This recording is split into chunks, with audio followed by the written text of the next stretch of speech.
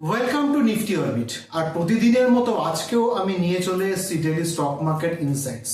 আর আমি দিব্যেন্দু। আজ আপনাদের নিয়ে যাব প্রতিদিনকার লেটেস্ট স্টক মার্কেট অ্যাকশনে কি কি হলো, কোন স্টক বাড়লো, কোন স্টক কমলো, কোথায় কি হলো, সবকিছু নিয়ে। আর আমাদের মেন ফোকাস প্রতিদিনের মতো থাকবে নিফটি 50 ইন্ডেক্সের উপরে। আজকে নিফটি 50 প্রথম থেকেই ছিল একটু বুলিশ, তবে খুব স্লো মুভ করেছে। নিফটি ওপেন হয়েছে 25,982 থেকে, হাই করেছে 26,097 আর লো করেছে 25,960 আর ক্লোজ দিয়েছে 26,053।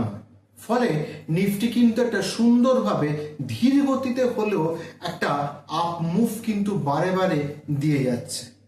ফলে আমাদের যে বলার ছিল, আমি যে আগের ভিডিওগুলোতে বলে এসেছি, নিফটি কিন্তু একটা খুব সুন্দর বুলিশ মোমেন্টে আছে এবং এটা কন্টিনিউ থাকবে এবং নিয়ার ফিউচারে আবার বলছি 26,300 পর্যন্ত একটা আমরা মুভমেন্ট দেখতেই পারি।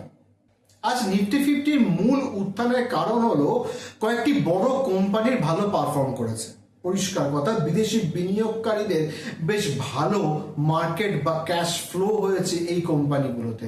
তার মধ্যে মূল হচ্ছে power sector, NTPC, power grid, Adani ports এবং কিছু টেকনিক্যাল আর মেটাল শেয়ার, তার মধ্যে এইচসিএল এবং টাটা স্টিল। এই কটাতে খুব ভালো এফআইআই ফ্লো এসছে। এই কোম্পানিগুলো সহ বিভিন্ন কোম্পানিগুলোর শেয়ার উল্লেখযোগ্যভাবে সূচককে উপরে তুলেছে। পাশাপাশি মেটাল, অয়েল এবং গ্যাস সেক্টরগুলোও কিন্তু ভালো বৃদ্ধি পেয়েছে। এই ধরনের ভালো ফলাফল এবং স্থানীয় ও বিদেশি বিনিয়োগকারী অর্থাৎ এফআইআই ও ডিআইআই বিনিয়োগকারীরা মেনলি আজকে নিফটিকে আস্তে আস্তে উপরে নিয়ে যাচ্ছে। তবে একটা জিনিস বলার, অপশন মার্কেটে কিন্তু আজকে খুব বেশি কিছু বলার ছিল না। তার কারণ আজকে সমস্ত ওয়াই এবং ওয়াই চেঞ্জ 25,900 থেকে 26,000, 26,050 মধ্যে লিমিটেড ছিল এবং তারা মেনলি এক জায়গায় একটাই লাইনে জমা হয়ে যাচ্ছিল, সেটা হচ্ছে 26,000। ফলে মার্কেট একটা রেঞ্জ বাউন্ড কিন্তু হয়ে গেছিল। এই মার্কেটে খুব ভালো ইন্ট্রাডেতে প্রফিট বানানো যায় না। ফলে আজকে যে অপশন বায়ারদের পক্ষে খুব ভালো গেছে এমন কিন্তু দিন নয়। তবে অপশন সেলাররা যদি খুব ভালো হেজ করে খেলতে পারেন তাহলে কিন্তু সেখানে ভালো প্রফিট হওয়ার জায়গা ছিল আজকে। নিফটির মতো সেম ব্যাংক নিফটিও সেম আচরণ করেছে, তবে ব্যাংকের কিছু কিছু স্টক উপর নিচে করে ব্যাপারটাকে সামলে নিয়েছে। মোটামুটি ব্যাংক নিফটিও ওপরে গেছে। এবার আসি কোন স্টক আর কোন সেক্টর কি কি পারফর্ম করলো। আজকে এনএসিতে সবথেকে বেশি উত্থান কিসে হয়েছে জানেন? আইটি হার্ডওয়্যার সেক্টরে। সেটা কি রকম? যার বৃদ্ধির হার ছিল 5.5%। It's not a joke, very good percentage to up move. এই উত্থানের মূল কারণ হলো প্রযুক্তি ও গ্লোবাল রপ্তানি চাহিদা ব্যাপক বেড়ে গেছে, এক্সপোর্ট ডিমান্ড বিরাট বেড়ে গেছে। সরকারি খাতে, প্রযুক্তি খাতে অবকাঠামো বৃদ্ধি এবং উৎপাদন সংক্রান্ত সমস্ত ভালো ভালো ঘোষণা সরকারি খাত থেকে এসছে এবং হার্ডওয়্যারের বড় সংস্থাগুলোতে লাভ কিন্তু কন্টিনিউয়াসলি বেড়েছে। এবং যে লাভ বাড়লে তার মানে সেখানে কিন্তু ইনভেস্টরের সংখ্যা বৃদ্ধি পাবে এবং তার মধ্যে মূল এসছে হচ্ছে এফআইআইসরা। কয়েকটি আইটি হার্ডওয়্যার স্টকের নাম বলে দিই। Moschip technologies, GNG electronics, Rashi peripheral, Nelco NELCO, Bharat global, D Link India, TVS electronics এবং HCL ইনফোসিস্টেম, যারা এই টোটাল সেক্টরটাকে একটা আপমুভ দেওয়ার জন্য মূল পারফর্মার। এছাড়া প্রতিদিনকার মতো মেটাল সেক্টরে কিন্তু খুব ভালো ফল দেখা গেছে, যার জন্য Hindalco, Tata steel, Vedanta, JSW steel এরা প্রত্যেকে কিন্তু খুব ভালো মুভ করেছে। তবে আজকে একটা দারুণ পতন হয়েছে অটো সেক্টরে। মানে আজকের এনএসসিতে সব থেকে ব্যাড পারফর্ম করেছে অটো সেক্টর, যার জন্য অটো নিফটি কিন্তু 0.31% ডাউনে আছে। এই পতনের মূল কারণগুলো কি? এই পতনের মূল কারণ হলো বড় গাড়ি মানে ট্রাক বা প্যাসেঞ্জার ভেহিকেলে কিন্তু ফলাফল খুব একটা ভালো আসেনি। কেন?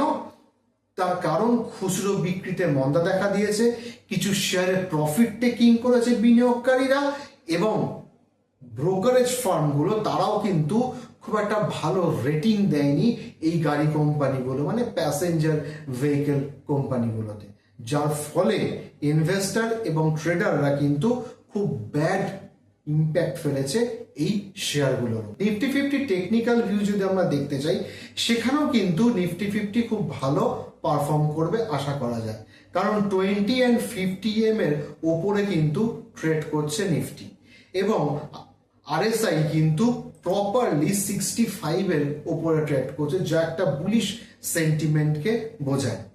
মোটের ওপর আপনারা নিশ্চিত থাকুন বুলিশ ট্রেন্ড ফলো করছে।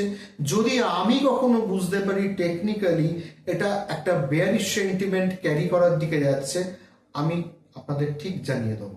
এবার আমরা আসি যে দুটো স্টক নিয়ে আলোচনা করব, সেই দুটো স্টক নিয়ে আজকে করব। ফার্স্ট হচ্ছে কানাড়া ব্যাংক। কানাড়া ব্যাংক শেয়ারটি নিয়ে নতুন কিছু করে বলার নেই।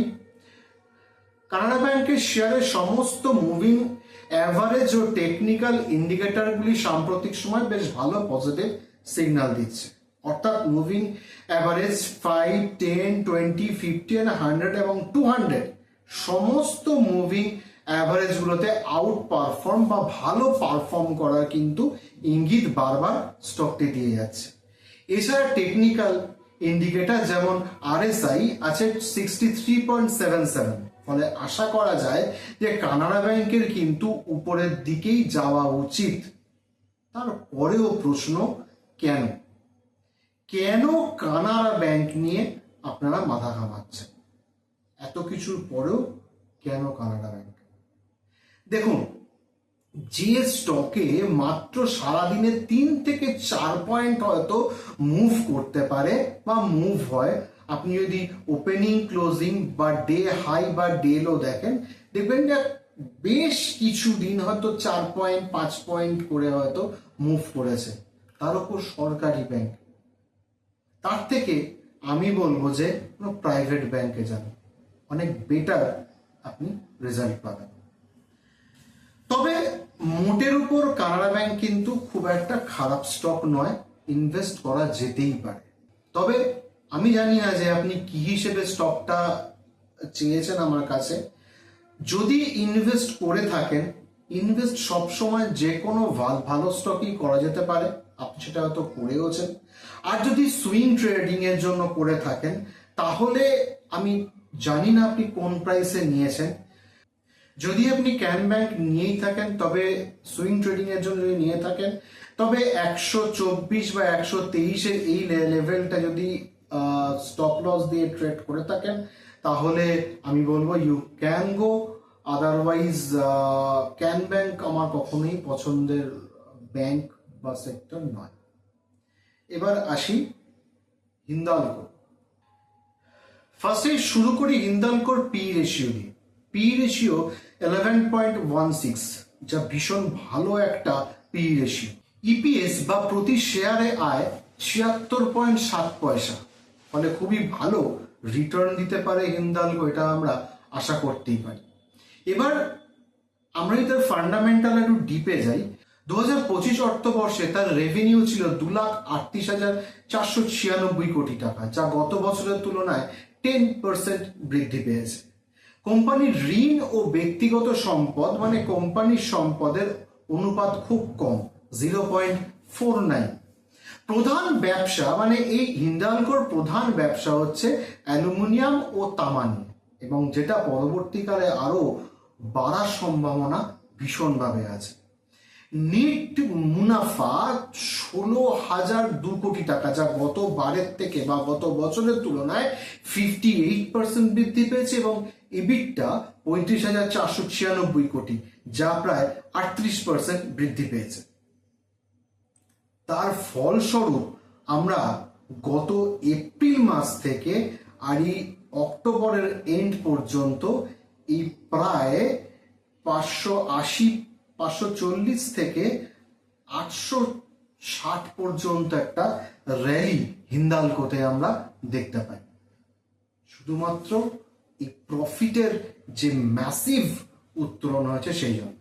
তবে একটা কথা আমি ভীষণভাবে বলবো, হিন্দালকো দারুণ শেয়ার, মার্কেট প্রাইস দারুণ, তা সত্ত্বেও চলতি ঘোড়ায় ট্রেড করতে আমি রাজি নই। একবার যদি পা পিছলে যায় আপনি কিন্তু মাথা মুড়ে পড়বেন, সেটা মাথায় রেখে কাজ করবেন। তবে যদি একবার এই লেভেলটায় পাওয়া যায় 710 বা 700 লেভেল বা 700 থেকে 710, 15, 20 লেভেলে পাওয়া যায়, তবে যদি এই লেভেলটা পাওয়া যায় 700 থেকে 710, 15, 20, তবে কিন্তু আপনি ভালোভাবে ট্রেড নিতে পারেন বা আপনি আপনার পজিশন বানাতে পারেন। একটা strong support zone, better to say strong selling zone, যেখান থেকে মার্কেট বারবার ফল করেছে এবং আমার মনে হয় যেটা পরবর্তীকালে একটা ভালো সাপোর্ট হিসেবেও কাজ করা উচিত। আর তারও যদি নিচে পান তো ভালো, আরো ভালো। যাই হোক, আজকে এই পর্যন্তই থাক। আশা করা যায় মার্কেট উপরে উঠবে, আপনারাও আমার সঙ্গে থাকবেন এবং যথারীতি প্রতিদিনকার মতো আগামী দিনেও কিন্তু আমি পোস্ট মার্কেট অ্যানালিসিস নিয়ে আসব। আপনারা কমেন্ট করবেন এবং জানাবেন আপনাদের ফিডব্যাক। আর যদি কোনো স্টকের রেকমেন্ডেশন থাকে সেটাকে নিয়ে আলোচনা করার জানাবেন, আমি চেষ্টা করব করে দেওয়ার। সবাই ভালো থাকবেন, সুস্থ থাকবেন।